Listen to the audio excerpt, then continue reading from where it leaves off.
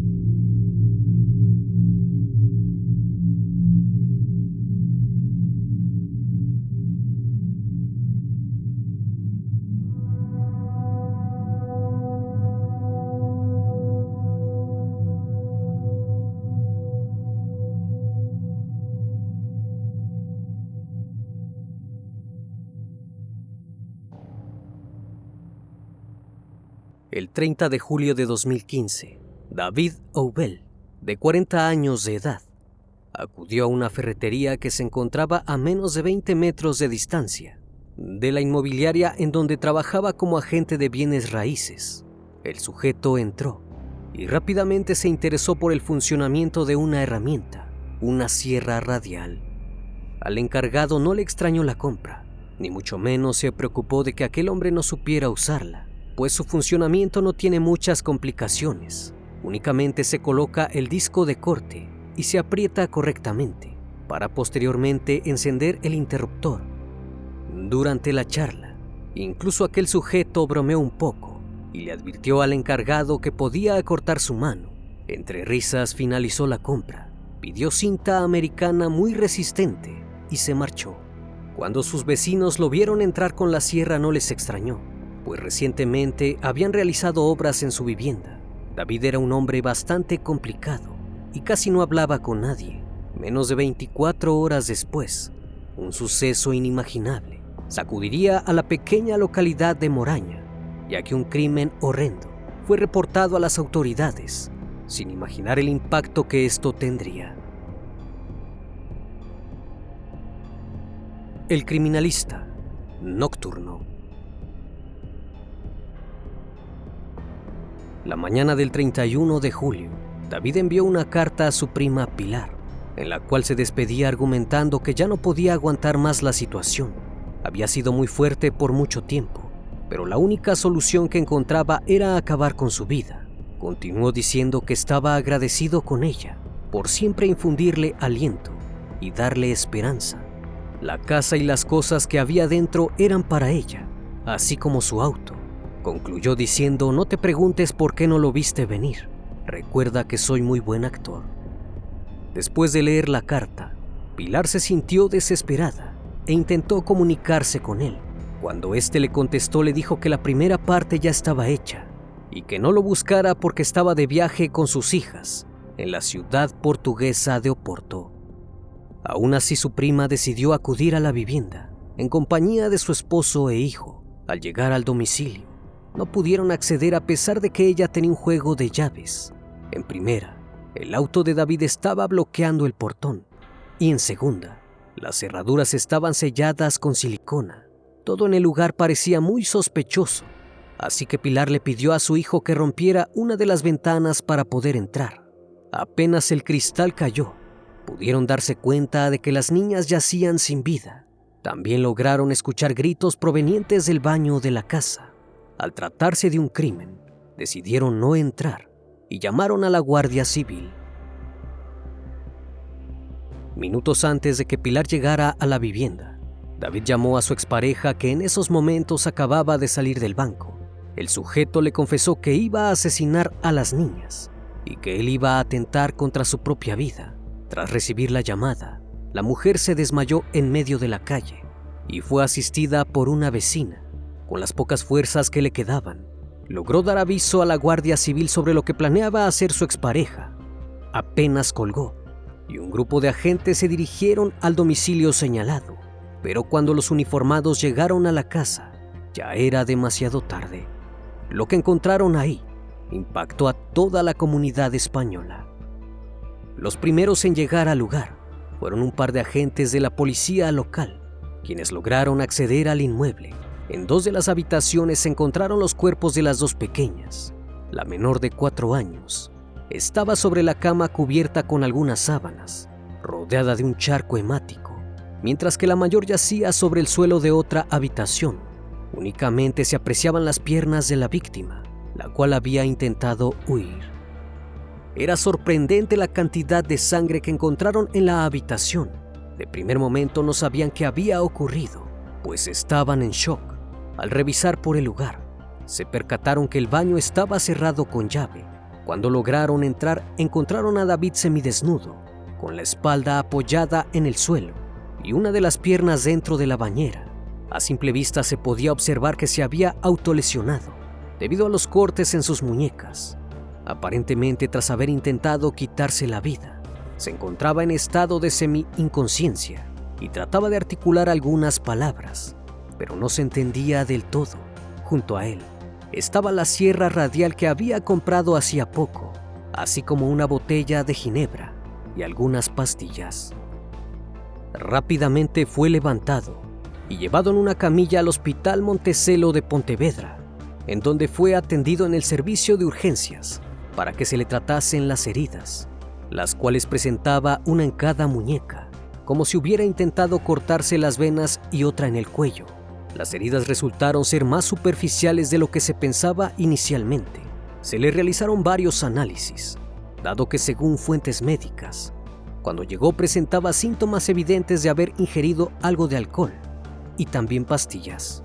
Cuando entró en urgencias estaba un poco somnoliento.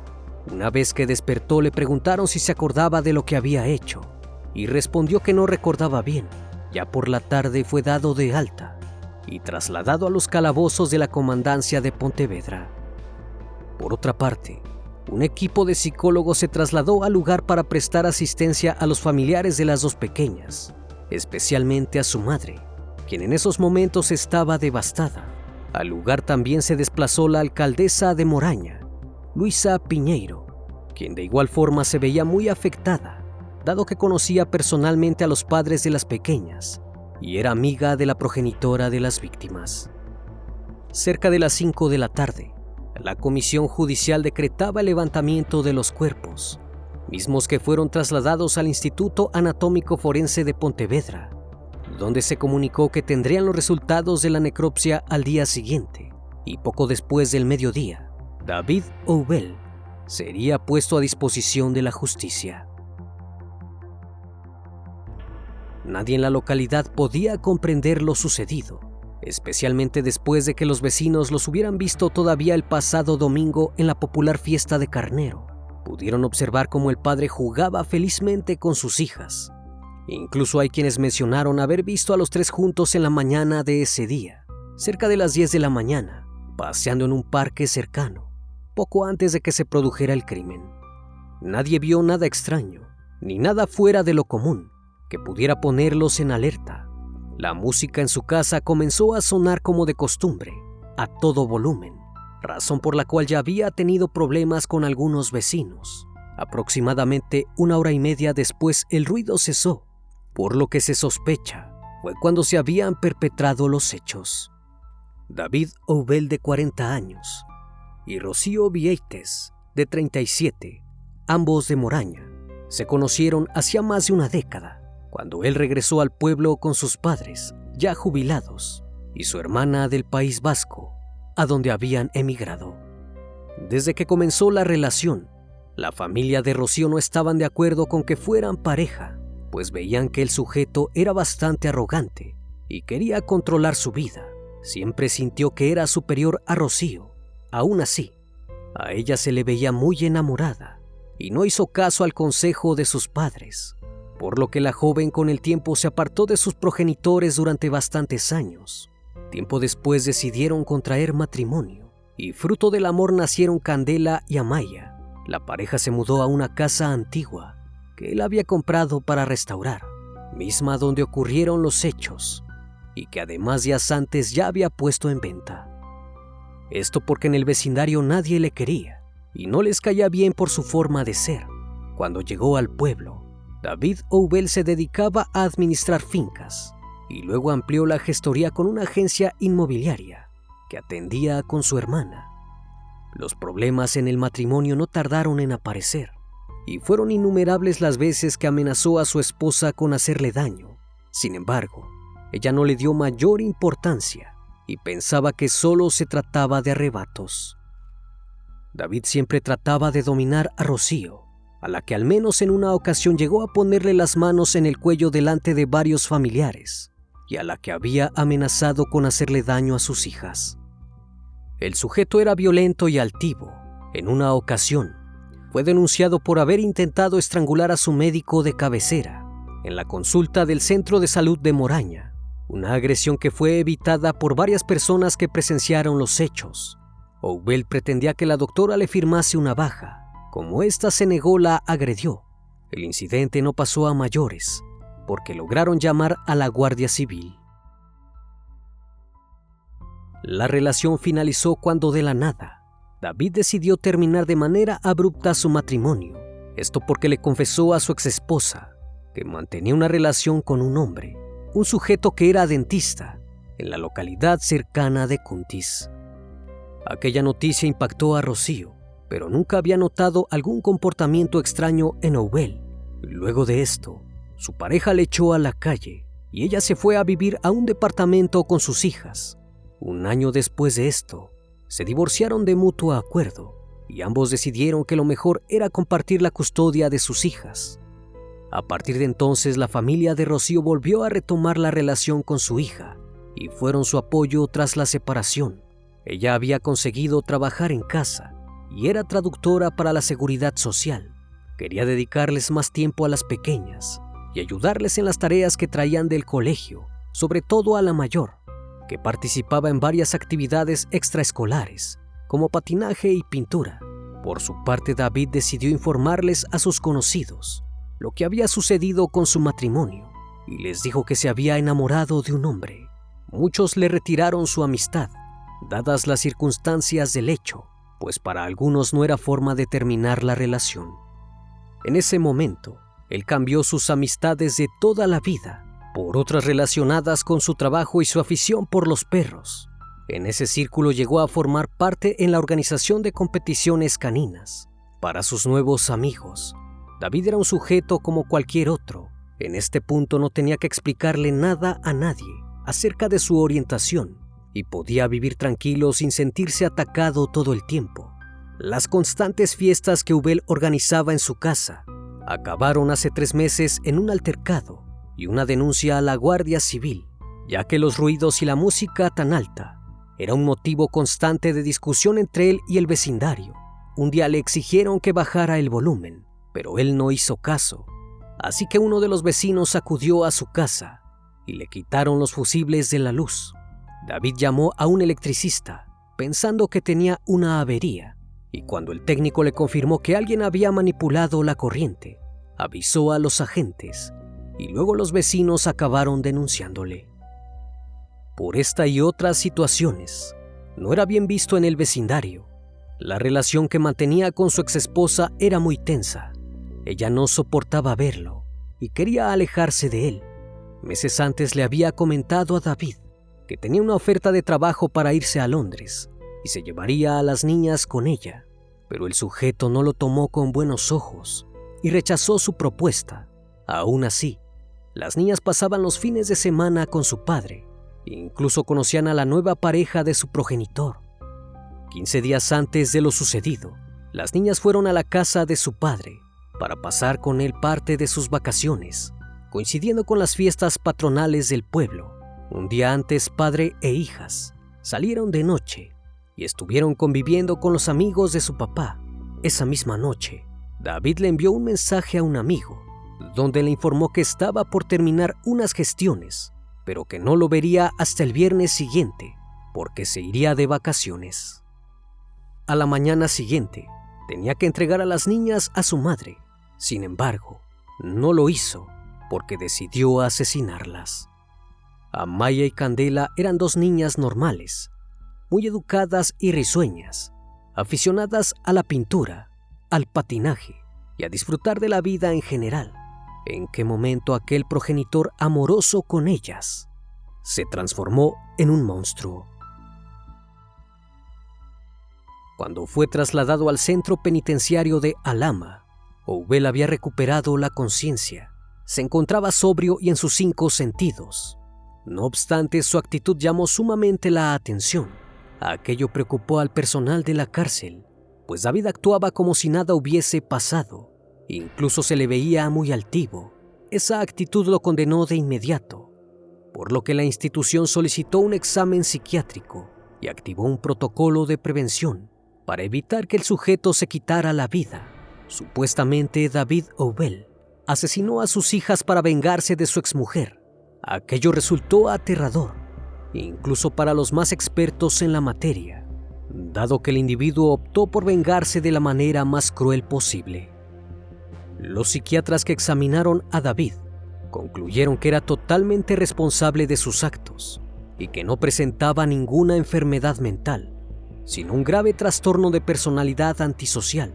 Los expertos definieron a Oubel como frío y sin empatía, un psicópata con una percepción diferente de lo que ha pasado y con afán de notoriedad. En cuanto al posible móvil del asesino, concluyeron que desde un punto de vista psicológico y humano, es inexplicable que su intención hubiese sido la venganza hacia su expareja, puesto que él se encontraba en una relación con otro hombre. Todo parece apuntar a sus frustraciones y al no poder canalizar sus sentimientos correctamente. La defensa del acusado, ante lo abrumador de las pruebas, no tuvo más remedio que alegar que el imputado sufrió un episodio de locura transitoria, pidiendo que no se le recluyera en la cárcel, sino en un centro psiquiátrico. Por su parte, la fiscalía solicitó que David Oubel fuera condenado a la pena de prisión permanente revisable, la primera de estas características que se pide en España, por tratarse de un crimen especialmente grave, argumentando que no fue un acto de locura transitoria, sino un crimen planificado cuidadosamente. No son conductas mediadas por un síntoma psicopatológico, hasta el punto de escribir 2 cartas, una para su prima y otra para su novio, mismas que debían ser entregadas a la misma hora en la que él se encontraba asesinando a sus pequeñas hijas, incluyendo que un día antes había comprado la sierra con las que las asesinó. Por lo tanto, hay una responsabilidad desde un principio, salvo que se demuestre lo contrario. Casi 2 años después del crimen, el 4 de julio dio inicio el juicio en contra de David Oubel en la sección 4 de la audiencia de Pontevedra, en donde se dieron a conocer los terribles hechos. El imputado mencionó que la mañana del 31 de julio salió a pasear con sus hijas. En cuanto regresó, les hizo ingerir nordiazepam y otras 2 sustancias para disminuir su capacidad de defensa. Con esto planeaba que no opusieran resistencia para lo que estaba por hacer. Acto seguido, bloqueó la puerta de acceso con su auto, mientras el medicamento surgía efecto. Posteriormente procedió a cerrar con silicona las cerraduras y algunas ventanas para evitar que las niñas escaparan. Habiendo hecho esto, puso la música a todo volumen para que nadie pudiera interrumpir su macabro plan. Así que se dirigió a la habitación donde se encontraba su hija menor, quien para esos momentos se encontraba ya bajo los efectos de los fármacos, y con la sierra que recién había adquirido, se aproximó a ella y le produjo varios cortes en el cuello, finalizando el atroz ataque con una incisión en la misma área, con un arma blanca, provocando su deceso inmediato y casi el desprendimiento de la cabeza. La pequeña falleció por una hemorragia masiva y el shock hemorrágico consiguiente. Inmediatamente después del primer ataque, salió de la habitación con la sierra y el cuchillo y se dirigió al otro cuarto donde se encontraba su hija mayor, Candela. Como ésta había ingerido la misma dosis que su hermana, las pastillas no le afectaron demasiado. Al ver a su padre entrar, intentó escapar y forcejeó con su progenitor, quien terminó sometiéndola y atándola con cinta americana. David Oubel encendió nuevamente la sierra y le produjo varios cortes porque la pequeña aún seguía forcejeando.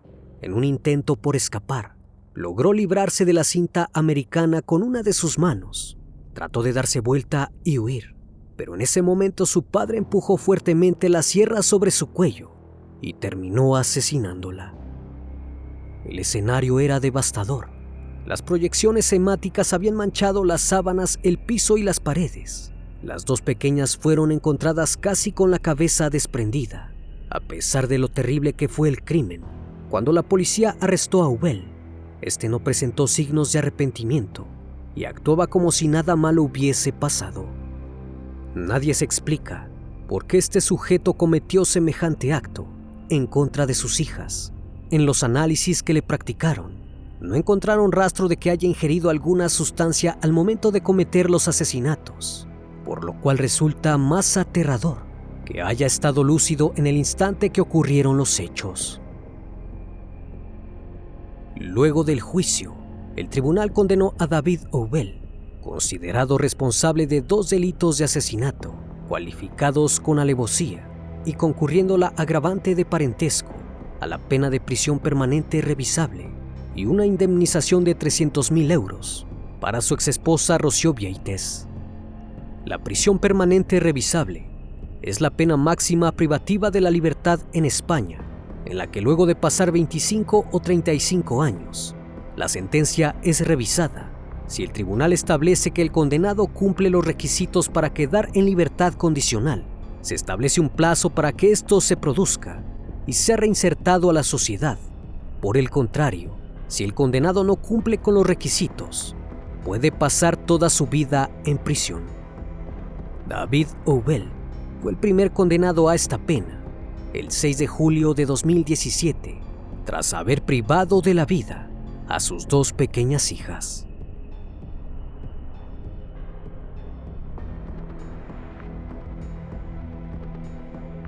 Como cada noche, estimado público, agradezco su compañía. Si aún no estás suscrito, te invito a que lo hagas y formes parte de esta gran comunidad. Reciban un fuerte abrazo de mi parte y no me queda más que desearles que sigan pasando un excelente día y estén de lo mejor. Esto es El Criminalista Nocturno. Hasta la próxima emisión. Buenas noches.